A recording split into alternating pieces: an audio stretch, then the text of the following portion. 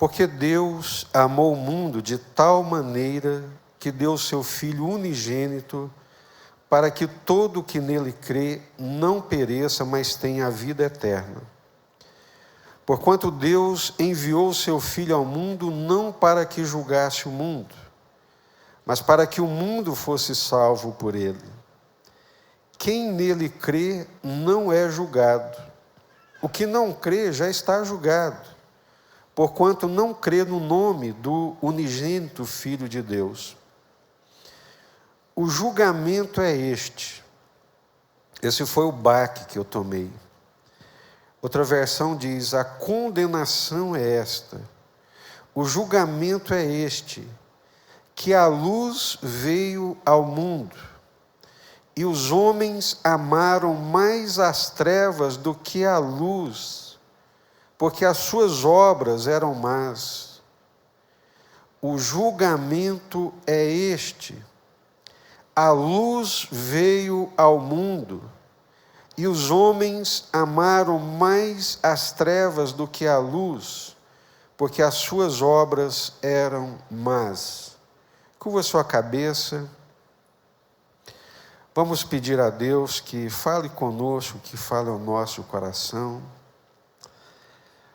Senhor, nós estamos reunidos aqui em nome do Senhor Jesus. Todos nós estamos debaixo dessa influência espiritual, a influência do Teu Espírito Santo, a influência da Tua Palavra. Nós queremos pedir ao Senhor, em nome de Jesus, livra-nos, Senhor, de toda perturbação, livra-nos de toda inquietação. Abra os nossos olhos espirituais, Senhor. Abra os olhos do nosso coração, para que possamos espiritualmente, Deus, entender as verdades da Tua Palavra. As verdades espirituais não são compreendidas naturalmente, não podem ser compreendidas pelo homem natural, mas é pelo homem espiritual, é pela ação do Teu Santo Espírito. Então tenha misericórdia de nós, tenha compaixão de nós, Senhor, e dá-nos a Tua Palavra, pois nós Te pedimos em nome do Senhor Jesus. Amém. O julgamento é este, a condenação é esta, que a luz veio ao mundo. Nós lemos aqui o Evangelho de João, desde o início, o primeiro capítulo do Evangelho de João, quando diz que o Verbo, no princípio, estava com Deus, o Verbo era Deus, e todas as coisas foram feitas por intermédio dele, nada do que se fez se faria sem ele. Esse Verbo é o Senhor Jesus. E ainda no capítulo 1 de João, João diz que a luz resplandece nas trevas, e as trevas não prevaleceram contra ela. Não significa que o mundo inteiro foi transformado pela luz. O que significa é que a luz não foi contaminada pelas trevas. Quando diz que as trevas resplandecem na luz e as trevas não prevaleceram contra ela, é porque as trevas não conseguiram macular a luz. Não significa que esse mundo se rendeu à luz. Nós precisamos entender, meus queridos e amados irmãos e irmãs que estamos aqui nessa noite.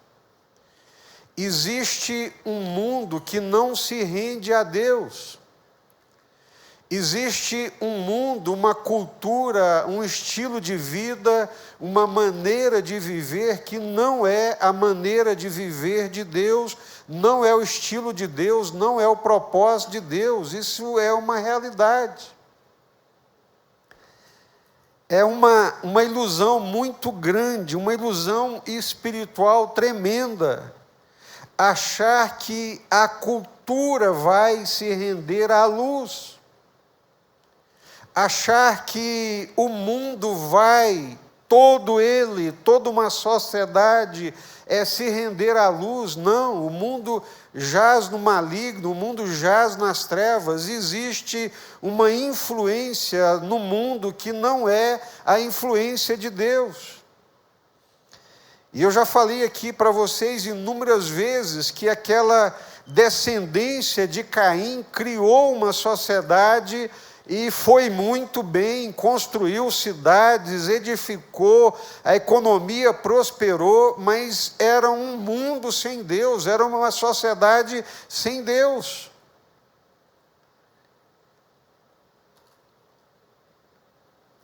Me causa muito impacto imaginar o Senhor Jesus, aquele por meio de quem todas as coisas foram criadas. Em Colossenses, o apóstolo Paulo diz que principados, poderes, autoridades, tronos, todas as coisas foram criadas por meio dele, por intermédio dele. Eu digo isso para a gente entender quem é essa luz, quem é o Senhor Jesus, a dimensão da autoridade, do poder que o Senhor Jesus tem. Todas as coisas foram feitas por intermédio dele, incluindo tronos, incluindo principados, incluindo potestades. Todas as coisas foram criadas por ele, por intermédio dele, para ele. Ele é sobre todos, Deus bendito eternamente. Amém, diz a palavra de Deus. Esse é o Senhor Jesus. E o Senhor Jesus, que é a luz de Deus, ele se manifesta no mundo. Deus vem até nós, Emanuel, Deus conosco. Deus vem até nós na pessoa bendita do Senhor Jesus. Ele é a luz de Deus, ele é a revelação plena de Deus. Quer conhecer Deus? Olha para o Senhor Jesus. Quer entender o amor de Deus? Olha para o Senhor Jesus. Quer saber quem é Deus? Olha para o Senhor Jesus, porque ele é a revelação de Deus. E ele vem a esse mundo, ele se faz carne, assume a natureza humana, mas continua divino. Não perde a sua essência, não perde a sua glória. Mas eu fico imaginando o Senhor Jesus participando de um julgamento montado, um julgamento falso, um julgamento que entrou-se nele sabendo qual que era o final. Aquele julgamento era uma farsa, aquele julgamento não era para encontrar luz e justiça, aquele julgamento que foi realizado era para condená-lo, era uma armadilha. E o Senhor Jesus, sendo Deus, se submete a todas essas coisas. Ele é traído, é preso, é amarrado como um malfeitor. Jesus pergunta aos guardas que vêm prendê-lo: eu estive convosco todos os dias, por que agora vocês vêm com armas, paus, como se eu fosse um malfeitor? É preso como um malfeitor, ele se deixa prender, é chegada a hora, ele se deixa, ele se permite prender. Aí está a grande loucura manifesta do Judas Iscariotes, porque o Judas Iscariotes, ambicioso que era, andava com Jesus pela ambição, não andava com Jesus atraído por sua glória, por sua santidade. pela luz de Deus, não, ele andava com Jesus porque ele era ambicioso, ele era ladrão, ele era corrupto e via em Jesus a oportunidade de fazer dinheiro, de ganhar dinheiro. Diferentemente daquela mulher que dá o mais precioso que ela tem para Jesus, Judas quer tirar o que ele pode de Jesus, ele pensa em Jesus para tirar dele aquilo que ele puder. Olha só como que Satanás nos pega pelas nossas fraquezas e pelas nossas fragilidades. Qual que era a fragilidade de Judas Iscariotes? A ambição. Qual que era a fragilidade de Judas Iscariotes? O desejo de ficar rico, o desejo de ganhar dinheiro. Aí Satanás mete na cabeça dele, está aí uma oportunidade de um grande negócio. Você vende Jesus, os sacerdotes, as autoridades estão babando para prender Jesus, é uma oportunidade. O perspicaz, o ambicioso, o cobiçoso, ele vive antenado nas grandes oportunidades que lhe aparecem, e apareceu uma grande oportunidade. Mas olha só o que aconteceu. Judas está pensando, eu vou vender Jesus, pego o dinheiro dos sacerdotes, e Jesus, pelo que eu já vi, ele tem poder, ele tem autoridade, ele sai fora. Ele vai sair fora e todo mundo ganha. Eu ganho o meu dinheiro, Jesus se livra lá dos sacerdotes, porque ele tem poder, ele tem autoridade, e fica tudo resolvido, fica tudo de boa. Ele não contava com a humildade e a submissão do Senhor Jesus à vontade de Deus. Quando ele vê Jesus sendo preso, e quando ele vê que Jesus não reage, quando ele vê que Jesus, ele se submete àquele juízo condenatório, infamatório, maligno, ele se desespera. Quando é que ele vai reagir? Quando é que ele vai se livrar dessa situação? E Jesus não se livra. E Jesus aceita ser preso, aceita ser espancado. Aí o Judas se desespera, volta lá nos sacerdotes. Não, eu traí um inocente. Foi maldade minha. E aqueles homens malignos desse mundo de trevas, embora religiosos, viviam nas trevas. Isso é um problema seu, amigo. Isso é problema seu. E vocês sabem o que o Judas Iscariotes foi fazer.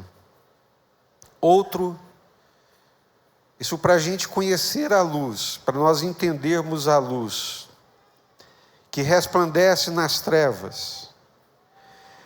A condenação é esta, que a luz veio ao mundo, a luz é Jesus. A luz veio ao mundo e os homens amaram mais as trevas do que a luz, porque as suas obras eram más. A luz veio ao mundo, os homens amaram mais as trevas. O Senhor Jesus, na última noite com os discípulos, naquele momento íntimo ali com os discípulos, ele lhes diz: eu vou ser preso, está escrito, ferirão o pastor e as ovelhas se dispersarão. E Pedro mais rapidamente diz: Senhor, todos esses aqui podem te abandonar, mas eu não te abandonarei, eu darei a minha vida por ti, eu vou contigo até o final. E Jesus vira para Pedro e diz: você vai comigo até o final, Pedro? Sim, Senhor.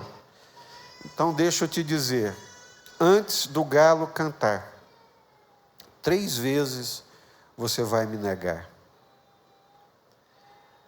bravatas, palavras empolgadas, de boas intenções, bem intencionadas, mas sem fundamento. E Jesus é preso. E Jesus é levado perante Pôncio Pilatos, autoridade preposta de Roma. E o Pilatos, percebendo a cobiça, a maldade, a inveja daqueles sacerdotes que haviam entregado Jesus, começa a tentar contornar politicamente a situação. Ele não quer se comprometer, ele não quer desagradar o povo, mas também não quer cometer uma injustiça, porque ele percebe que aquele homem é justo, que não tem nele nada digno de condenação, e ele começa então a articular politicamente. Vem cá, gente. Vamos fazer o seguinte: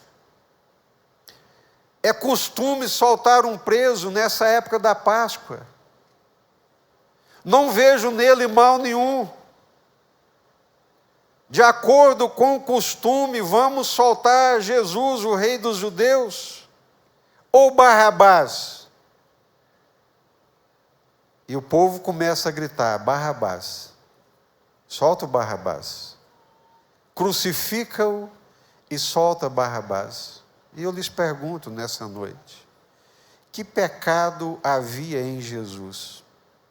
Que maldade havia em Jesus para ser condenado à morte? Por que o Pilatos não toma posição? Ainda mais quando a sua esposa manda um recado para ele, lhe dizendo: olha, não se comprometa nesse negócio, esse homem é justo. Essa noite eu sonhei com ele e fui muito incomodada nos meus sonhos. Veja bem no que é que você vai se meter, Pilatos. Não entra nesse julgamento aí de uma forma política.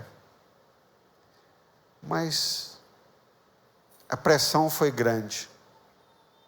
Pilatos, esse aí se disse rei, se diz ser rei. Se você soltá-lo, você está se indispondo com César, que é o rei. Aí, meus amigos, a pressão foi grande. Ele entregou Jesus para ser crucificado. Arrancaram a roupa de Jesus, colocaram-lhe uma coroa de espinhos, com caniço batiam na cabeça dele, sangrava, doía, chicotearam, pegaram o madeiro, colocaram nas costas dele e começaram a levá-lo em direção ao Gólgota. Imagine a cena: o Verbo de Deus, a luz de Deus que veio ao mundo, foi rejeitada. Por quê? Porque os homens amam mais as trevas do que a luz. Por que Jesus foi condenado, sendo a luz? Por que Jesus foi traído? Por que Jesus foi negado? Por que Jesus foi espancado? Por que Jesus foi açoitado? Por que Jesus foi cuspido? Porque a humanidade, de um modo geral, com raríssimas exceções, ama mais as trevas do que a luz. Ama um estilo de vida que não é o de Deus. Consegue viver a vida de uma forma que não seja a forma estabelecida por Deus. Aí eu fico imaginando o Senhor Jesus descendo aquelas ruas estreitas de Jerusalém, com os soldados em volta dele, chutando, arrastando madeiro, cai, levanta, sangrando, sendo chicoteado. E as mulheres, graças a Deus por elas, que seguiam Jesus, e os discípulos que também seguiam Jesus, estão ali todos estupefactos com aquela situação, não sabiam mais no que acreditar. Gente, nós vimos ele ressuscitando o morto, nós subimos para Jerusalém, pensando que ele ia assumir o governo, que ele ia assumir o trono de Israel. Agora o nosso Senhor, o nosso Mestre, está aí flagelado, destruído, sangrando, sendo chicoteado. O poder, o império de Roma é que manda, a política é que manda, a política é que domina. Roma tem o poder, o império romano é poderoso, nós acreditamos nele, mas quem determina as coisas é o poder político, é o poder econômico. Olha só o que deu a nossa fé. O nosso Senhor, o nosso Mestre, aquele que nós acreditamos, que achamos que ele iria vencer os romanos, que ele iria expulsar esse império, essa potestade, esse domínio. Mas não, quem tem poder é Roma, quem tem poder é a política, quem tem poder é a economia. Ele foi subjugado, ele está destruído, ele está humilhado.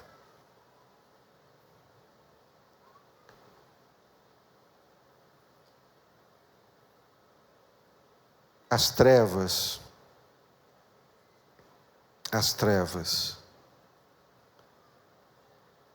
amaram mais as trevas do que a luz. Ali estava a luz, ali estava o Verbo de Deus, o Filho do Deus eterno, Criador dos céus e da terra.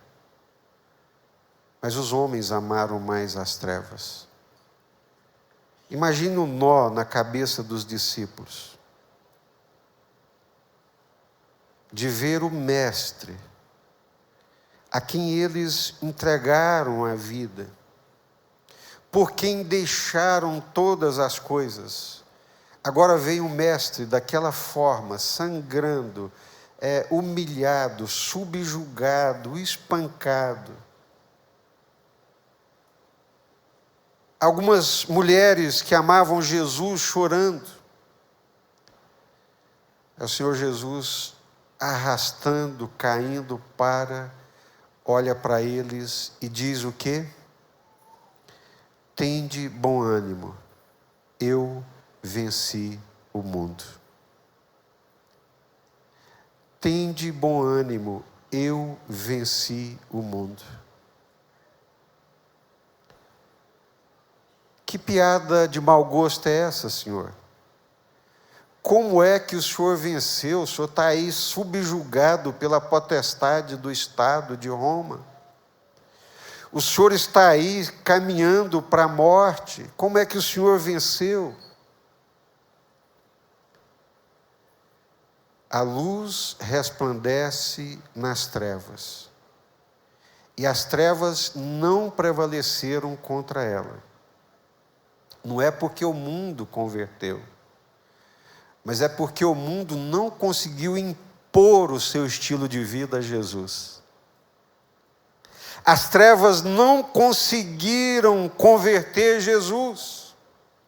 As trevas não conseguiram dominar o coração de Jesus. Porque quando lhe foi oferecido todos os poderes, todos os reinos desse mundo, se curvado me adorares, todos os reinos, toda a glória, todo o domínio, toda a potestade deste mundo serão suas. É meu, eu tenho poder, toda a fama, toda a glória, toda a honra, todo o poder, se prostrado me adorares, se você se curvar, vai ser tudo seu. E Jesus disse não. A coisa mais importante para a vida, para a minha vida, é adorar a Deus, é servir a Deus, é adorar a Deus. As trevas, o mundo está em trevas porque não adora a Deus. As motivações do mundo, os desejos do mundo, em detrimento da glória de Deus, em detrimento de honrar a Deus, de servir a Deus.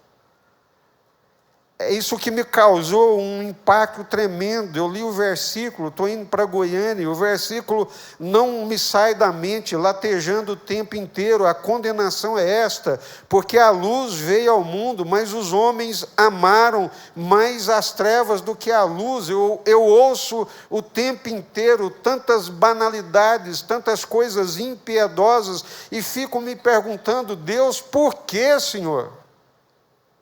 Que mundo de maldade, que mundo de iniquidade, que mundo de loucuras, porque as pessoas continuam amando um estilo de vida que não é o de Deus. Elas não querem se submeter à palavra de Deus, não querem se submeter à vontade de Deus, embora conhecendo a palavra de Deus, conhecendo a luz de Deus, que é Jesus, elas não se rendem.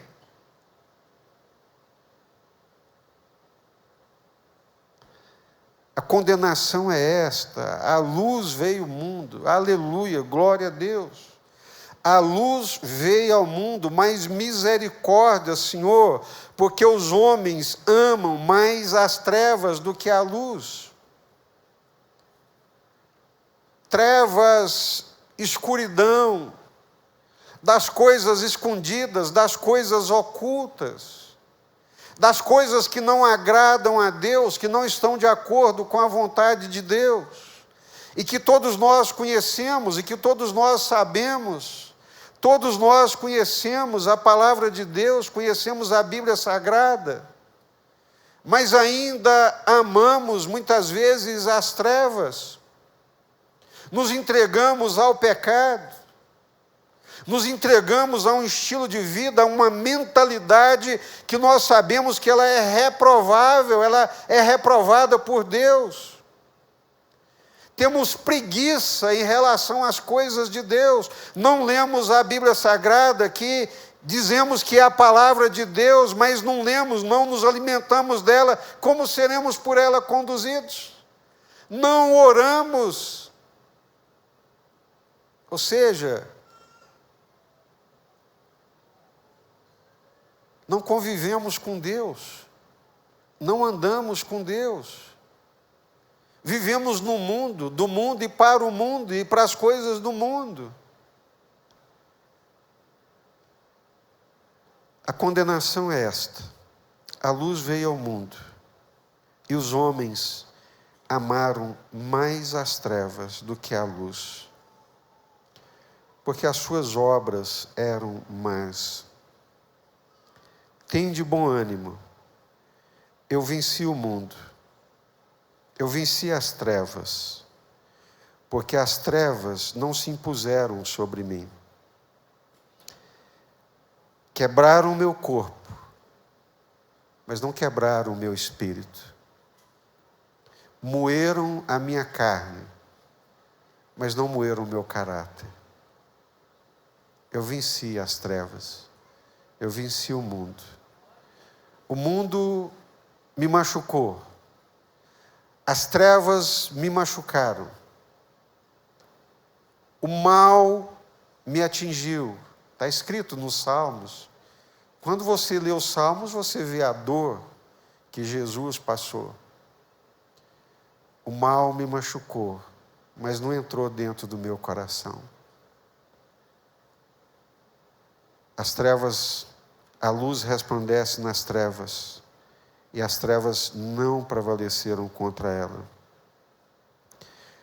Não prevaleceram não significa que esse mundo, que essa sociedade mudou, gente, não mudou. A humanidade não evoluiu. É uma ilusão assim tão grande imaginar que essa humanidade ela evoluiu ou que ela vai evoluir longe de Deus, distante de Deus. Os ideais da renascença, de um homem grego, de um homem pleno, de um homem perfeito, de um homem autônomo, é uma grande ilusão. O homem não tem capacidade para isso. Sem Deus, sem a graça de Deus, sem a presença de Deus, estamos todos perdidos, estão todos em trevas, e assim está a humanidade. Eu queria que você pensasse muito nisso. Como é que você está conduzindo a sua vida? Como é que você está criando os seus filhos? Como você está administrando os seus negócios? Como você está vivendo o seu casamento? Como você está vivendo nesse mundo? Na luz de Deus, que é Jesus, ou ainda em trevas? A condenação é esta: a luz veio ao mundo. Eu não sei se é porque eu estou ficando velho, e a gente vai ficando mais sem paciência, às vezes, né? Com algumas coisas. Mas, gente, cansa essa tentativa de conciliar trevas com luz. Pelo amor de Deus. Trevas são trevas. Luz é luz.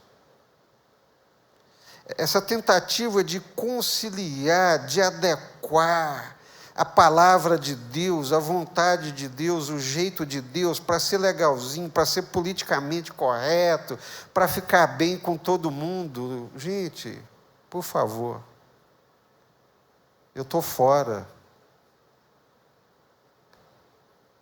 Não caminhei esses 40 anos com o Senhor, glória a Deus, para chegar nessa altura da vida e ficar tentando conciliar coisas inconciliáveis.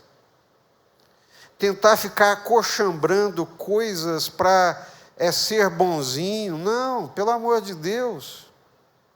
Bom é um só, bom é o Senhor. Nós precisamos, sem ser agressivos, pelo amor de Deus também, sem ser cheios de ódio, mas também nós temos uma posição, nós estamos na luz, nós somos da luz. E deixa eu falar outra coisa para vocês. Não é a política, não é o Estado que vai salvar a nossa fé. Se você estiver pensando e colocando as suas esperanças na política, no Estado, para salvar a fé, lembre-se de tudo isso que eu falei aqui agora. Não é por aí, nunca foi. E a história tem inúmeros exemplos. O que salva a fé é o Senhor, é o Espírito Santo, é a palavra de Deus, é vida de oração, é compromisso com Deus. Amém? Vamos orar. Curva a sua cabeça, vamos orar nesse momento. Eu queria te perguntar nessa noite, em que caminho que você está andando? Na luz de Deus, ou você está andando nas trevas? Está andando na escuridão, numa duplicidade de vida? É uma das coisas que eu sempre peço ao Senhor, eu clamo ao Senhor. Ele é minha testemunha. Fala: Deus, por favor, Senhor, tem misericórdia de mim. Eu quero ser a mesma coisa na igreja, quero ser a mesma coisa dentro da minha casa, quero ser a mesma coisa na universidade, quero ser a mesma coisa no mercado. Não quero nenhuma duplicidade de vida, Senhor. Se você vive uma duplicidade de vida, eu tenho que te dizer que você não está na luz.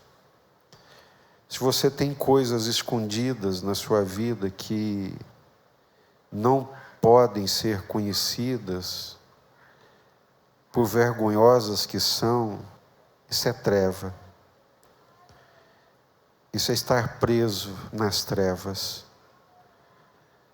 E eu te convido hoje, venha para a luz. Se você está conciliando a sua mente, tentando achar um ponto de equilíbrio na sua mente, conciliando coisas que você sabe que não estão de acordo com a palavra de Deus, tentando achar uma via média, né? Tentando achar aí a terceira via, ela não existe. Quem comigo não ajunta, espalha. Ou nós andamos na luz, ou estamos andando nas trevas. Mas a luz veio ao mundo. A luz venceu o mundo. As trevas não prevaleceram contra a luz. A luz é Jesus. Nós podemos andar em Jesus. Nós podemos andar no brilho de Jesus, numa vida santa, numa vida reta, numa vida coerente com Deus, com a palavra de Deus, com aquilo que nós cremos. É preciso rever os nossos caminhos. É preciso rever os nossos valores. É preciso se expor à luz para não nos perdermos. Satanás cega o entendimento, as trevas cegam o entendimento, mas a luz ilumina, brilha, segundo Deus e para a glória de Deus. Vamos orar. Ore por você, ore por sua vida. Coloque a sua vida na presença de Deus. Diga: Deus, Senhor, olha para mim. Vivemos num mundo tenebroso, Senhor. Vivemos numa sociedade que não conhece o Senhor. Conhece por tradição, por cultura, mas não conhece por andar junto, não conhece por uma vida íntima e pessoal com o Senhor.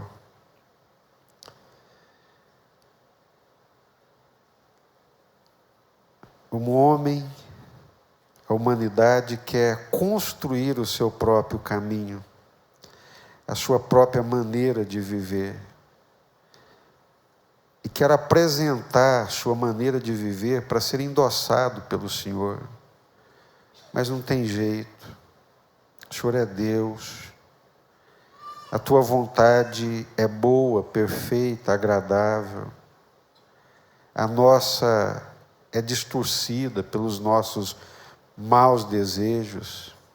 É triste, Senhor, querer fazer da nossa vontade a do Senhor, e não do Senhor a nós.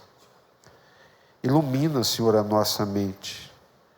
Ilumina, Senhor, o nosso coração. Livra-nos das trevas. Livra-nos da escuridão. É a nossa oração, em nome do Senhor Jesus.